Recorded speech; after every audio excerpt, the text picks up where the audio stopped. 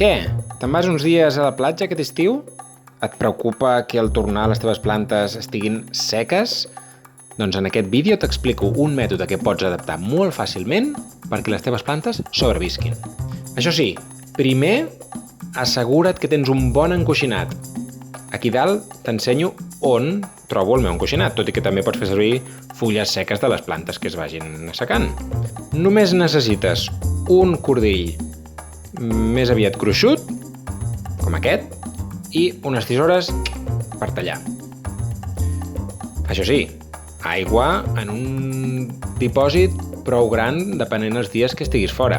Jo faig servir la garrafa gran i així les reutilitzem. Per començar, pensa que el cordill haurà d'estar ben moll.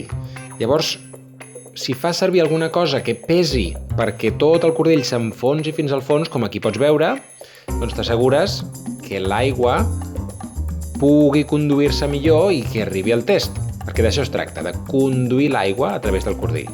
Això és opcional. Jo faig servir cinta adhesiva perquè la part que estarà a l'aire lliure del cordill, si li toca el sol directe, pot ser que s'assequi i no condueixi gens d'aigua. Us haig de dir que finalment no ho vaig fer servir. Després us ensenyaré com ho vaig acabar fent. Aquí veieu que una part del cordill l'enterro dins perquè així t'asseguris que l'aigua arriba fins a baix de tot. Hi ha gent que ho fa servir com a contagotes, però bé, ja he dit al principi que ho pots adaptar a la teva manera. Aquí veieu com ho vaig fer jo.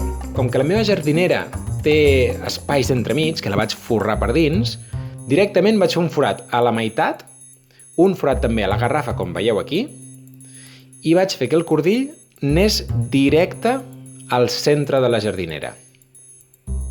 Com que el cordill va de dalt a baix, l'aigua, per gravetat, doncs caurà, i com veieu fico el cordill fins ben al mig, perquè així la humitat estarà més escampada dins ja del test o jardinera en aquest cas. I us haig de dir que a mi em va funcionar, em van aguantar totes les tomaqueres.